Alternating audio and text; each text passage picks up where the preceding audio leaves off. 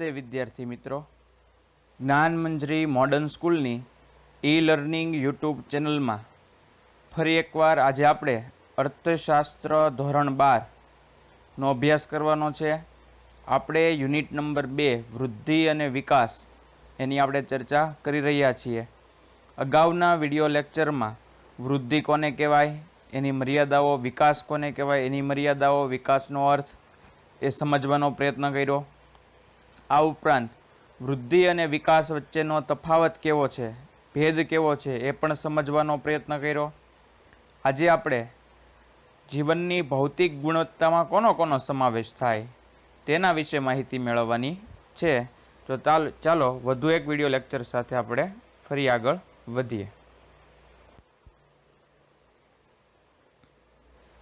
જીવનની ભૌતિક ગુણવત્તા એમાં કોનો સમાવેશ થાય તો જોવાનો પ્રયત્ન કરીએ. તો કે જીવનની ભૌતિક ગુણવત્તામાં સમાવિષ્ટ થતી બાબતો કઈ છે. કોઈ એક વર્ષમાં, પહેલાં જુઓ આપણે જોયું હતું જીવન જીવવા માટે અમુક સુખ સુવિધાઓ જોઈએ, એને આપણે ભૌતિક સુવિધાઓ કહી શકીએ. એની ગુણવત્તા સારી ન હોય તો સંતુષ્ટિ મળતી નથી. તો આજે આપણે જીવનની ભૌતિક ગુણવત્તામાં સમાવિષ્ટ થતી બાબતો એનો આપણે અભ્યાસ કરવો છે. કોઈ એક વર્ષના ગાળામાં દેશના લોકોએ વપરાશમાં લીધેલ વસ્તુઓ અને સેવાઓના સમૂહ માનવ જીવનની ભૌતિક ગુણવત્તા નક્કી કરે છે. આ વસ્તુઓ અને સેવાઓમાં મુખ્યત્વે નીચેના ઘટકોનો સમાવેશ થાય છે. પહેલું છે ખોરાક. ખોરાક કેલેરીમાં આપણે ખબર છે કે આપણે જે આહાર અથવા ખોરાક લઈએ છીએ તેમાં કેલેરીમાં માપવામાં આવે છે, કેટલા કેલેરીમાં ખોરાક છે. અથવા આપણે પ્રોટીન અને ચરબી, એમાં વિટામિન્સ અમુક મળતા હોય છે. આરોગ્ય અને તબીબી સેવાઓ.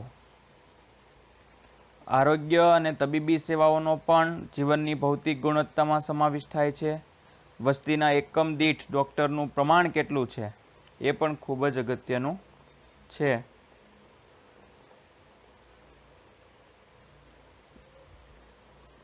ત્યારબાદ જોઈએ તો રહેઠાણના અને કપડાં એનો પણ જીવનની ભૌતિક ગુણવત્તામાં સમાવેશ થાય. રહેઠાણ અને કપડાં કેવા છે આપણને ખ્યાલ છે કે ઝૂંપડા જેવું મકાન હોય તો એમાં સુવિધા આટલી મળે નહીં, પણ જેમ જેમ આમ કહેવાય કે પરિસ્થિતિ બદલાય એમ રહેઠાણ, રોટી, કપડાં ઓર મકાન ઘણીવાર કહેવામાં આવે છે. તમે જુઓ કે કોઈ પણ વ્યક્તિની 3 પ્રાથમિક જરૂરિયાતો છે, રોટી, કપડાં અને મકાન. આના વગર ચાલે નહીં. જો કોઈ અગ્રતાક્રમ હોય વ્યક્તિઓનો તો એ આ પ્રાથમિક 3 વસ્તુઓનો છે કે ભાઈ જમવા જોઈએ, સારું મકાન હોય અને કપડાં હોય. એમાં ખાસ કરીને રહેઠાણ અને કપડામાં ઓરડાની સંખ્યા કેટલી છે, ઓરડા દીઠ સરેરાશ વ્યક્તિઓ કેટલા છે. ઘણીવાર તમે જો મુંબઈમાં જાઓ, ઘણીવાર એક કહેવત પણ સરસ છે કે મુંબઈમાં રોટલો મળે પણ ઓટલો ન મળે. એનો મતલબ એમ કે મુંબઈમાં આટલી બધી વસ્તી ગીચતા છે કે નાની એવી એક રૂમમાં એને રસોડું ને બધું, બાથરૂમની એક રૂમમાં જોઈએ અને એક જ નાના રૂમમાં 6-7 જણ રહેતા હોય છે. કારણ કે કામ મેળવવા માટે બધા આવે છે પણ એને રહેવા મળતું નથી, એટલી બધી વસ્તી ગીચતા છે. અને નવું ઘરના આટલા કરોડો રૂપિયા હોય કે નવો ઘર કી લઈ શકતા નથી. જો રેન્ટ એટલે કે ભાડે પર લેવા જાય તો પણ ખૂબ ઊંચું ભાડું. એટલે મોટા ભાગના લોકો ભેગા થઈને એક નાની રૂમમાં રહેતા જોવા મળે છે. આમ ઓરડાની સંખ્યા, ઓરડા દીઠ સરેરાશ વ્યક્તિ, એનો પણ સમાવેશ થાય. શિક્ષણ અને મનોરંજન. કેટલા ટકા વસ્તીને પ્રાથમિક, માધ્યમિક, ઉચ્ચતર શિક્ષણ મળે છે, ટીવી, થિયેટર્સ વગેરે. શિક્ષણ અને મનોરંજન બંનેનો સમાવેશ થાય. કેટલા ટકા વસ્તીને પ્રાથમિક અને માધ્યમિક, ઉચ્ચતર શિક્ષણ મળે છે તે મહત્વનું છે. મનોરંજનના સાધન માટે ટીવી છે કે કેમ, થિયેટર્સની સુવિધા છે કે કેમ. એટલે શિક્ષણ અને મનોરંજનનો પણ સમાવેશ થાય. માણસને અતિ કામથી જ્યારે કંટાળી જાય ત્યારે એને મનોરંજન જરૂરી હોય છે ફ્રેશ થવા માટે. એમ કેટલાય લોકો પ્રાથમિક સુધીનું શિક્ષણ પણ પ્રાપ્ત કરી શકતા નથી.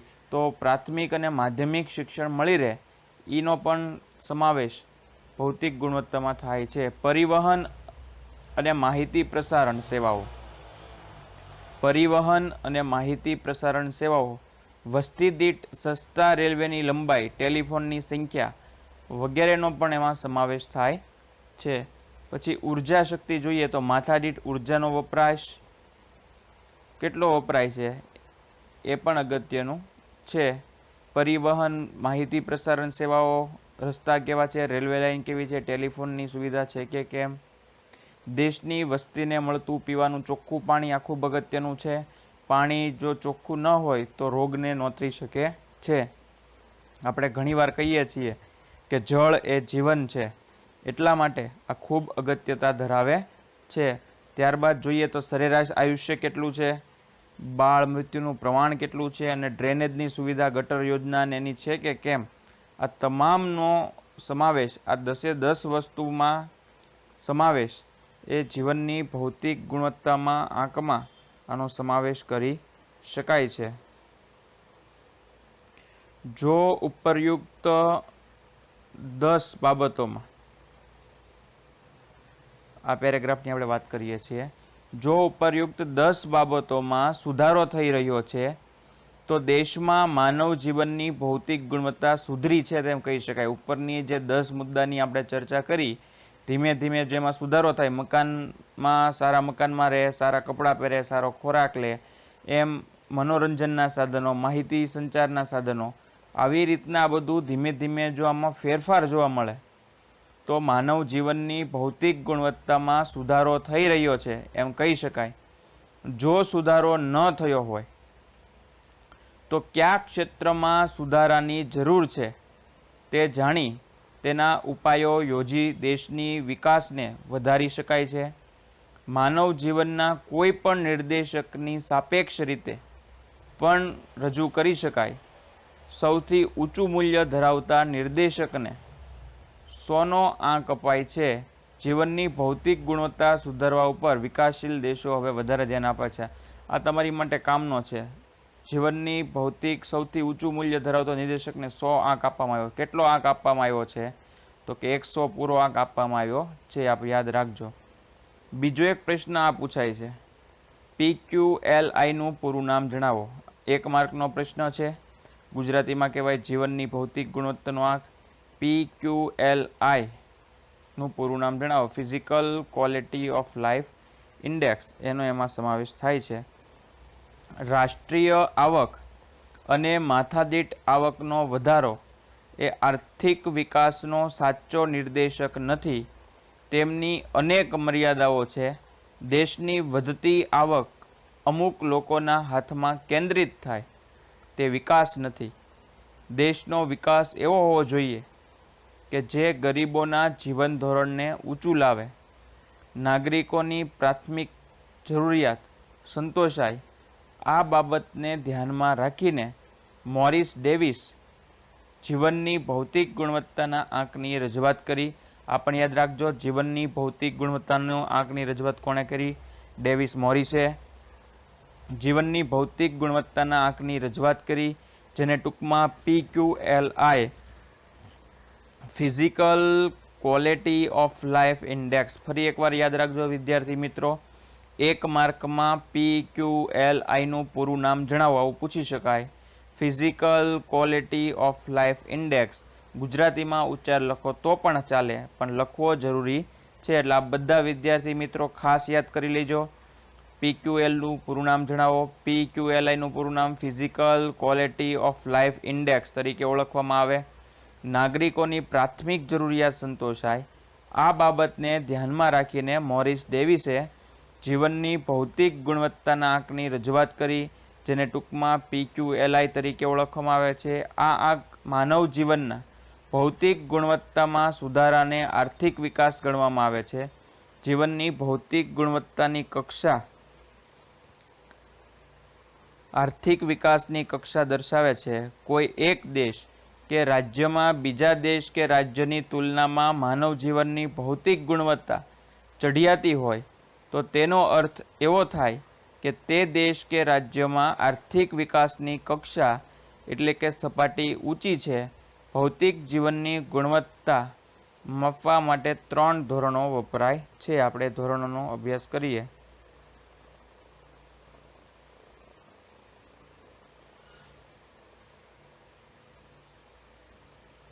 જો જીવનની ભૌતિક ગુણવત્તાના આંકમાં સમાવિષ્ટ થતી બાબતો, તો પહેલાં તો 1 માર્કનો એવો પ્રશ્ન પૂછી શકાય કે જીવનની ભૌતિક ગુણવત્તાના આંકમાં કેટલી બાબતોનો સમાવેશ થાય છે? તો એનો જવાબ આવશે જીવનની ભૌતિક ગુણવત્તાના આંકમાં 3 બાબતોનો સમાવેશ થાય છે. પહેલું છે શિક્ષણનું પ્રમાણ, બીજું અપેક્ષિત આયુષ્ય અને ત્રીજું બાળ મૃત્યુનો દર વર્ષ દરમિયાન. આનો સમાવેશ થાય. પહેલાં આપણે શિક્ષણનું પ્રમાણ જોઈએ. દેશમાં સાક્ષરતાનું પ્રમાણ, સાક્ષરતા એટલે કે ભણેલા લોકો કેટલા છે કે જે અક્ષર ઓળખી શકે અને વાંચી શકે અને સાક્ષર વ્યક્તિ કહેવાય. એવું નહીં કે ગ્રેજ્યુએટ થયેલો હોય એને જ સાક્ષર કહેવાય. કદાચ 2-3 ધોરણ ભણ્યો હોય પણ એને લખતા અને વાંચતા આવડે એટલે વ્યક્તિ સાક્ષર છે એમ કહી શકાય. દેશમાં સાક્ષરતાનું પ્રમાણ શિક્ષણની સ્થિતિ દર્શાવે છે. દેશમાં શિક્ષણ મેળવેલી વસ્તીની ટકાવારીના આધારે શિક્ષણનું પ્રમાણ એ જાણી શકાય છે. બીજું છે અપેક્ષિત આયુષ્ય. બાળકના જન્મ સમયે તે કેટલા વર્ષનું આયુષ્ય ભોગવશે તેની અપેક્ષાને અપેક્ષિત આયુષ્ય કહે છે. 1 માર્કનો પ્રશ્ન. અપેક્ષિત આયુષ્ય એટલે શું? બાળકના જન્મ સમયે તે કેટલા વર્ષનું આયુષ્ય ભોગવશે તેની અપેક્ષા, અટકળ અથવા અંદાજોને આપણે અપેક્ષિત આયુષ્ય કહી શકીએ. જે પ્રજાનું સરેરાશ આયુષ્ય દર્શાવે છે. અપેક્ષિત આયુષ્ય વધે તો આરોગ્યની સેવાઓ સારી છે તેમ કહી શકાય. તો જ આયુષ્ય લાંબુ હોય, નકર તો આયુષ્ય લાંબુ થઈ શકે નહીં. બાળ મૃત્યુ દર આ પણ ઘણીવાર પૂછવામાં આવે છે. બાળ મૃત્યુ દર એટલે શું? જીવતા જન્મેલા દર 1000 બાળકોએ, બરાબર યાદ રાખો, જીવતા જન્મેલા દર 1000 બાળકોએ 1 વર્ષનું આયુષ્ય પૂર્ણ કર્યા પહેલાં મૃત્યુ પામતા બાળકોની સંખ્યાને બાળ મૃત્યુ દર કહે છે. જો બાળ મૃત્યુ દર ઘટે તો દેશમાં આરોગ્યની સગવડતા વધી છે તેમ કહી શકાય. ફરી એકવાર, બાળ મૃત્યુ દર એટલે શું? જીવતા જન્મેલા દર 1000 બાળકોએ 1 વર્ષનું આયુષ્ય પૂર્ણ કર્યા પહેલાં મૃત્યુ પામતા બાળકોની સંખ્યાને બાળ મૃત્યુ દર કહે છે. જો બાળ મૃત્યુ દર ઘટે તો દેશમાં આરોગ્યની સગવડતા સારી છે એમ કહી શકાય. શિક્ષણનું પ્રમાણ, ફરીવાર અહીંયા જુઓ PQL આપ્યું છે. શિક્ષણનું પ્રમાણ પ્લસ અપેક્ષિત આયુષ્યનો આંક પ્લસ બાળ મૃત્યુ દરનો આંક, એને આપણે જીવનની ભૌતિક ગુણવત્તાના આંક તરીકે ઓળખી શકીએ. 3 બાબતો જ કેમ? હવેનો પ્રશ્ન એ છે આપણને કે ભાઈ 3 બાબતો જ કેમ? તો કે આ 3 બાબતો અંગેના વિશ્વાસપાત્ર આંકડાઓ દરેક દેશમાં મેળવી શકાય છે એટલા માટે જ આપણે આ 3 વસ્તુઓ લીધી. આ 3 નિર્દેશકો પ્રયત્નો નહીં પરંતુ પરિણામ દર્શાવે છે એટલા માટે આ બાબતો લીધી. આ 3 બાબતો વસ્તુલક્ષી હોવાથી કામગીરીની તુલના માટે વ્યાજબી ધોરણો પૂરા પાડે છે એટલા માટે જ આ 3 વસ્તુઓને ધ્યાનમાં લીધી છે કે ભાઈ એના આંકડાઓ મળી રહે છે, વિશ્વસનીય માહિતી મળી રહે છે, એના નિર્દેશકો મળે છે અને 3 બાબતો વસ્તુલક્ષી હોવાથી કામગીરીની તુલના માટે પણ વ્યાજબી ધોરણો પૂરા પાડે છે. એટલા માટે શિક્ષણ તો કે જીવનની ભૌતિક ગુણવત્તાનો મહત્વનો માપદંડ છે. શિક્ષણનો વધારો વ્યક્તિના કલ્યાણનો વધારો દર્શાવે છે.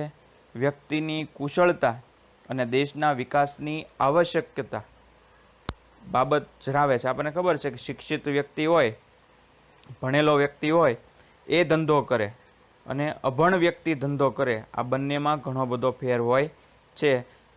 ભણેલો વ્યક્તિ સહનશીલ, સમજુ, એની વાણી, સામેવાળા સાથે ગ્રાહક સાથેનું વર્તન આ બધું સહજ હોય એટલે ભણેલો વ્યક્તિ વધુ સારી રીતે પોતાની વાત સામેવાળાને સમજાવી શકે છે. એમ અપેક્ષિત આયુષ્ય તો કે સામાજિક પરિસ્થિતિ અને સુખાકારીનું પ્રતિબિંબ, સામાજિક પરિસ્થિતિ અને સુખાકારીનું પ્રતિબિંબ છે. અપેક્ષિત આયુષ્યનો વધારો પોષણ, તબીબી સારવાર તથા પર્યાવરણીય સંજોગોનું પરિણામ કે પ્રતિબિંબ છે એમ કહી શકાય.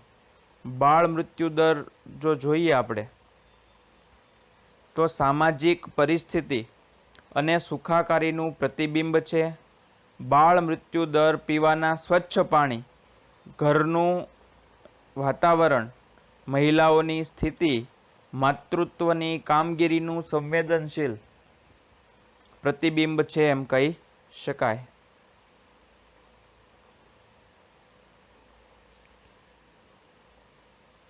જીવનની ભૌતિક ગુણવત્તાના આંકની રચના કેવી રીતના થઈ એના વિશે આપણે માહિતી મેળવીએ તો દરેક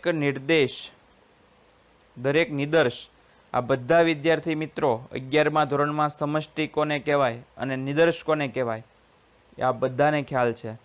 દરેક નિદર્શ એમાં શિક્ષણ, આયુષ્ય, બાળ મૃત્યુ દર ને 100નો ભાર વેઇટેજ W આપવામાં આવે છે. બીજું, દેશની તે નિદર્શની કામગીરીને આધારે 0 થી 100ના આંકની વચ્ચે ગુણ મૂકવામાં આવે છે. આ ત્રણેય બાબતો એ દેશને મળેલા ગુણનો સરવાળો છે એમ કહી શકાય. સરવાળાને 3 વડે ભાંગીને સરેરાશ કાઢવામાં, આપણે જેમ મધ્યક મેળવીએ એમ 3 વડે ભાંગીને સરેરાશ કાઢવામાં આવે. જે આંક મળે તેને PQLI કરી શકીએ. ફરીવાર, દરેક નિદર્શને 100નો ભાર આપવામાં આવે, દરેકને 0 થી 100 વચ્ચે માર્ક એટલે કે ગુણ મૂકવામાં આવે. આ ત્રણેય બાબતો જે દેશને મળેલા ગુણનો સરવાળો થાય એ સરવાળાને 3 વડે ભાંગવામાં આવે. આવી રીતના PQLIનો આંક જે છે એ મેળવી શકાય એમ કહી શકાય. હવે અમુક એની મહત્ત્વની જે બાબતો છે એ જોવાનો પ્રયત્ન કરીએ આપણે. તો સૌપ્રથમ મહત્ત્વની બાબતમાં, જેમ દેશનો PQLI 100ની નજીક, તે દેશની ઉપરયુક્ત 3 બાબતોમાં કામગીરી ઉત્તમ છે તેમ કહી શકાય. આ ત્રણેય બાબતમાં જો કામગીરી સારી હોય તો જે દેશનો PQLI 100ની નજીક એટલે 90ની ઉપર હોય એમ કહીએ એટલે નજીક ગણી શકાય, તો તે દેશની ઉપરયુક્ત ત્રણેય બાબતોમાં કામગીરી ઉત્તમ છે તેમ આપણે કહી શકીએ છીએ. બીજું કે જેમ દેશનો PQLI 0ની નજીક, હોય તે દેશની ઉપરયુક્ત ત્રણેય બાબતોમાં નિદર્શની કામગીરી ઉત્તમ છે તેમ કહી શકાય. PQLI 0 થી 100ની વચ્ચે હોઈ શકે. PQLIના આંકથી એક જ દેશમાં 2 રાજ્યો કે જુદા જુદા દેશની તુલના થઈ શકે એટલે કે તુલનાત્મક ગુણ ધરાવે છે. જેમ PQLIનો આંક વધારે ઊંચો તેમ દેશનો આર્થિક વિકાસ વધારે તેમ કહી શકાય. જેમ PQLIનો આંક નીચો તેમ દેશનો આર્થિક વિકાસ નીચો છે તેમ આપણે એને કહી શકીએ.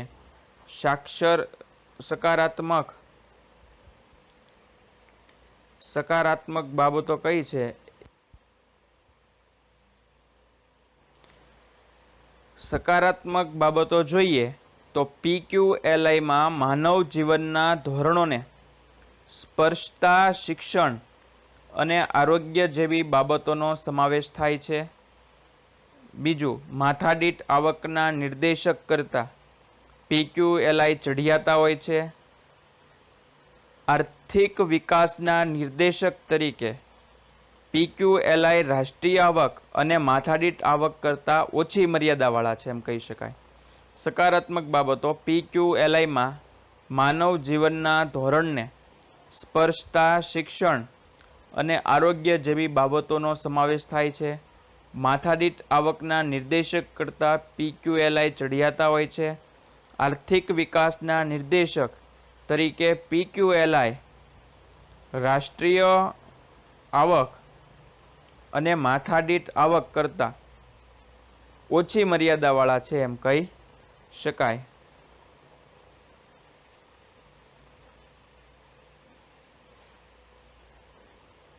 ત્યારબાદ જોઈએ તો PQLI થી જુદા જુદા દેશોના જૂથો એક જ દેશના વિવિધ રાજ્યોની તુલના પણ થઈ શકે છે. શહેરી, ગ્રામીણ, સ્ત્રી પુરુષના PQLI બનાવી તેમની તુલના કરી શકાય. આ રીતની અમુક મર્યાદાઓ પણ છે. એમાં પહેલું છે, માત્ર 3 જ બાબતોને ધ્યાનમાં લેવામાં આવે છે અને આ 3 જ બાબતોના આધારે સચોટતાથી દેશનો વિકાસ થયો છે કે નહીં તે કહી શકાય નહીં. સાચો આંક મેળવવા આ 3 બાબતો સિવાયની બાબતોનો પણ સમાવેશ કરવો જોઈએ. માત્ર સરેરાશ દર્શાવે છે.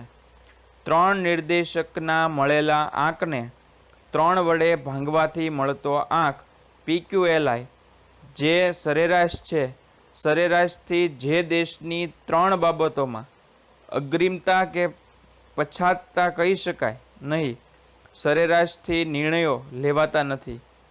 આમ કોઈ દેશનો PQLI દર ઊંચો હોય તો તે દેશનો વિકાસ બીજા દેશ કરતાં વધારે છે તેમ સામાન્યીકરણ કહી શકાય નહીં. આ એની અમુક મર્યાદાઓ છે. ચોથું, 3 ધોરણોને માનવ જીવનમાં એક સરખું મહત્વ 100 આંક અપાય છે, જે આરોગ્ય છે. ત્રણેય બાબતો અયોગ્ય છે, જે ત્રણેય બાબતો માનવ જીવનમાં એક સરખું મહત્વ ધરાવતી નથી. જીવનની ભૌતિક ગુણવત્તાના આંકમાં આવક વૃદ્ધિ મહત્વની છે, જેની ઉપેક્ષા કરવામાં આવી છે અને ધ્યાનમાં લેવામાં આવતું નથી. ધનિક દેશોની PQLI વધવાની ગતિ ધીમી હોય છે, કારણ કે સરેરાશ આયુષ્ય અમુક હદથી વધારી શકાતું નથી. વિશ્વની આજની સ્થિતિ જોઈએ તો વિશ્વમાં 2003 પછી PQLIની 3 બાબતોને આધારે બનતા આંકને બદલે તેમાં માનવ જીવનને સ્પર્શતી બીજી 3 બાબતોનો સમાવેશ કરીને જીવનની ગુણવત્તાનો આંક QLI નો તૈયાર કરવામાં આવ્યો છે. એની આપણે માહિતી મેળવીએ. હવે આપણે જોઈએ તો HDI.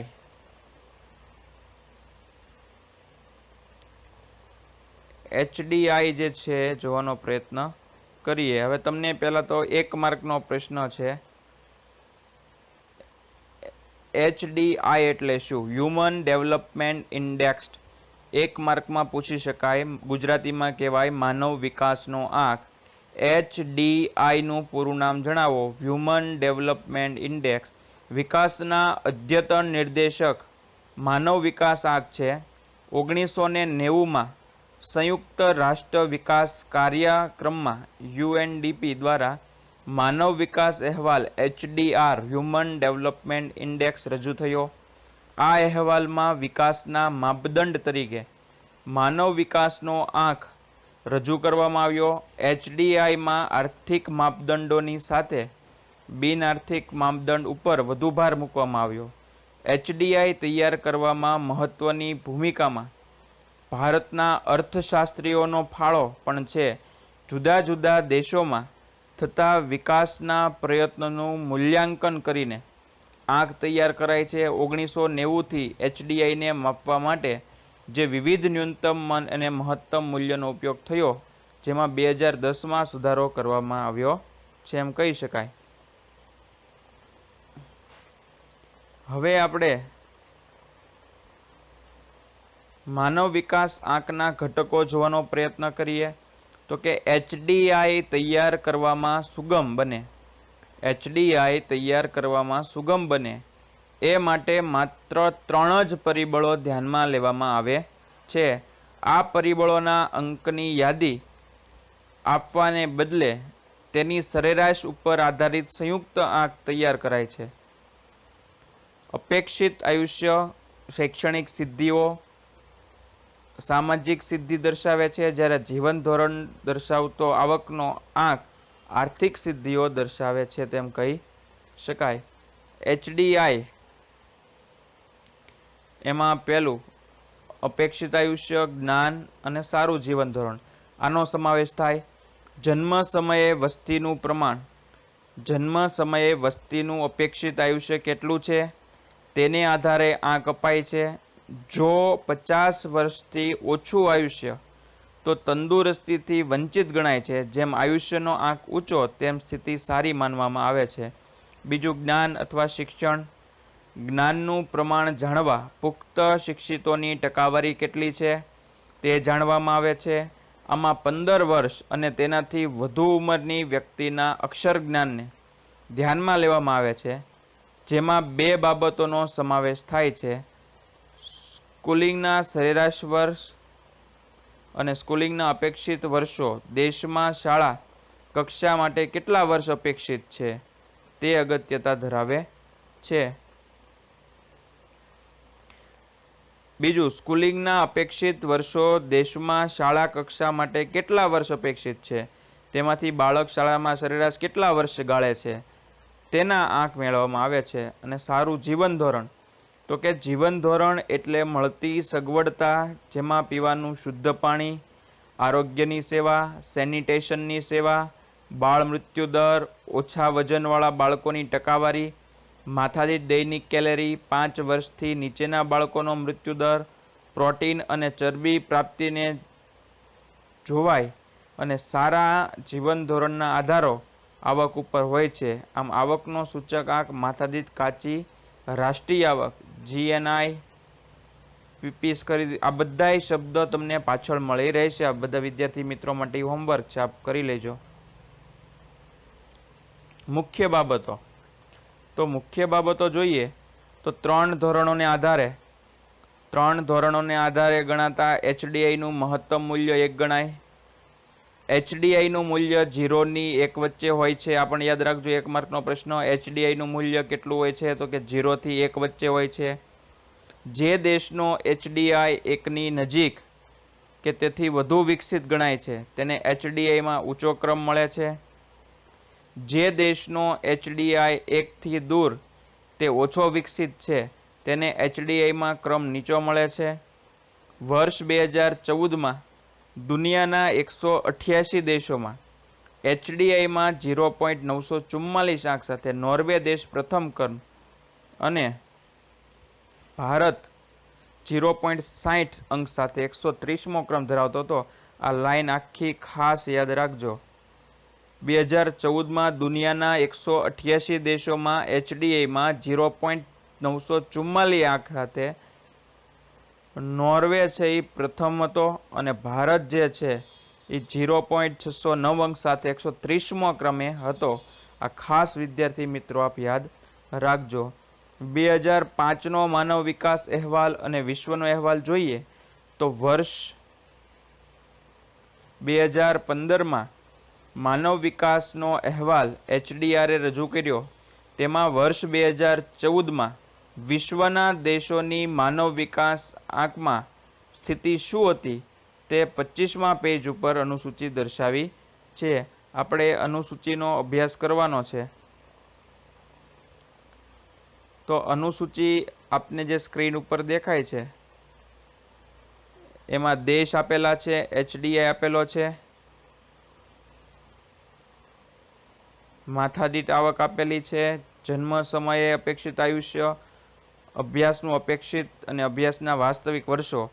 આનો આપણે અભ્યાસ કર્યો. એમાં સૌથી વધુ પહેલો જે છે નોર્વે, એનો પ્રથમ આ એક યાદ રાખવાનું છે આપણે કે નોર્વે 0.944 સાથે પ્રથમ રેન્ક ધરાવે છે. બાકી બધા કોલમ બહુ અગત્યના નથી. બીજું કે ભારતનો ક્રમ કેટલામો, એ આ બે અગત્યનું છે. નોર્વે છે એ પ્રથમ ક્રમે છે અને ભારત જે છે એ 130મા ક્રમે છે.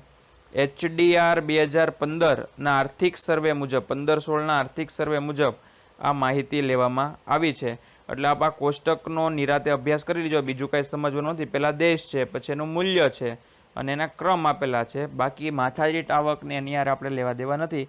છતાં પણ નોર્વેની માથાદીઠ આવક 64,992 હતી અને ભારતની સમયે 5,497 હતી. આ કોષ્ટકનો આ બધા વિદ્યાર્થી મિત્રો ખાસ અભ્યાસ કરી લેજો. વિશ્વના દેશોને 4 વિભાગોમાં વહેંચવામાં આવ્યા છે. એમાં એનો પહેલો વિભાગ જે છે એ સૌથી વધુ માનવ વિકાસ ધરાવતા રાષ્ટ્રો. એમાં 1 થી 49 રાષ્ટ્રોનું સરેરાશ માનવ વિકાસનું મૂલ્ય એ 0.890 છે. વધુ માનવ વિકાસ ધરાવતા રાષ્ટ્રો એમાં 50 થી 150 રાષ્ટ્રોનો સમાવેશ થાય છે. મધ્યમ માનવ વિકાસ ધરાવતા રાષ્ટ્રોમાં 106 થી 143 રાષ્ટ્રોનો સરેરાશ સમાવેશ થાય છે અને નીચો માનવ વિકાસ ધરાવતા રાષ્ટ્રમાં 144 થી 188 રાષ્ટ્રોનો સરેરાશ સમાવેશ થાય છે એમ કહી શકાય. હવે માનવ વિકાસ આંકના અહેવાલોમાં તારણો જોઈએ તો 2014માં માનવ વિકાસની દ્રષ્ટિએ 0.944ના મૂલ્ય સાથે નોર્વેનો પ્રથમ નંબર છે. ભારતનો માનવ વિકાસ આંક 0.609 છે અને તેનું 188 દેશોમાં 130મું સ્થાન છે.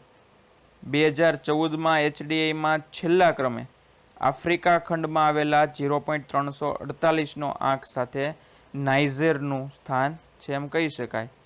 માનવ વિકાસ આંકનું મહત્ત્વ એ જોઈને આપણે આ યુનિટ પૂરું કરીએ તો કે માનવ વિકાસ આંકનું મહત્ત્વ કેવું છે. આર્થિક વિકાસના HDIના માપદંડમાં માત્ર આર્થિક નહીં, સામાજિક કલ્યાણના, શિક્ષણ અને આરોગ્ય જેવા માપદંડોનો પણ સમાવેશ થાય તે પરિપૂર્ણ બને છે. HDI આર્થિક નીતિ ઘડનારાઓને સૂચવે છે કે આર્થિક વિકાસ સાધન છે અને માનવ કલ્યાણ અંતિમ ઉદ્દેશ છે. સાચી પ્રગતિ આર્થિક પ્રગતિ પ્લસ સામાજિક પ્રગતિ હોય છે. HDI વિધેયાત્મક છે. HDI વધે તેનો અર્થ દેશમાં શિક્ષણ અને આરોગ્યની સ્થિતિ સુધારી શકાય છે. HDIથી વિકાસમાન દેશોને કયા વિકાસની શક્યતા વધારે છે, ક્યાં સરકારે વધારે ખ્યાલ આપ્યો છે તેની માહિતી મળે. HDI વધારે ગતિશીલતાનો ખ્યાલ આપે છે એમ કહી શકાય. મર્યાદાઓ જોઈ લઈએ તો કે એની મર્યાદાઓ જો તમે જુઓ તો HDI માત્ર 3 જ સામાજિક નિર્દેશકોનો સમાવેશ કરાયો છે જે ઓછા છે. બીજા સામાજિક નિર્દેશકોનો સમાવેશ કરવો જોઈતો હતો. HDIમાં ત્રણેય પરિબળોને સરખું મહત્ત્વ આપ્યું છે. ખરેખર ત્રણેયનું જુદી જુદી પરિસ્થિતિમાં જુદું જુદું મહત્ત્વ હોય છે. માનવ વિકાસનો આંક નિરપેક્ષ સ્થિતિ દર્શાવતો નથી. કોઈ એક દેશ અન્ય દેશની તુલનાએ ક્યાં જઈ રહ્યો છે જેમાં સાપેક્ષ પ્રગતિ દર્શાવાય છે. HDI ઉપરાંત તમને GDIનું પૂરું નામ જણાવો તો કે જેન્ડર ડેવલપમેન્ટ ઇન્ડેક્સ, જાતીય સમાયોજન આંક. TAI technological achievement index, technological સિદ્ધિ આંક. HPI હ્યુમન પોવર્ટી ઇન્ડેક્સ, માનવ ગરીબી આંક. HCI હ્યુમન કસ્ટમર ઇન્ડેક્સ, માનવ વપરાશ આંક જેવા અન્ય નિર્દેશકોનો પણ સમાવેશ કરવામાં આવ્યો છે. આ બધા વિદ્યાર્થી મિત્રો ખાસ આ બધા જે આંક છે એ પાકા કરી લેજો. આ પૂછી શકાય એવા બધા પ્રશ્નો છે એટલા માટે. તો હવે પછીના નવા યુનિટ સાથે આપણે પછીના નવા લેક્ચરમાં મળશું. આ બધા વિદ્યાર્થી મિત્રો ખાસ ટેસ્ટ માટે યુનિટ 1 અને 2 વાંચી લેજો, સ્વાધ્યાય લખી નાખજો, પ્રશ્નો પાકા કરી લેજો અને ફરી પાછા આપણે નવા યુનિટ સાથે આપણે હવે પછી મળશું. આભાર.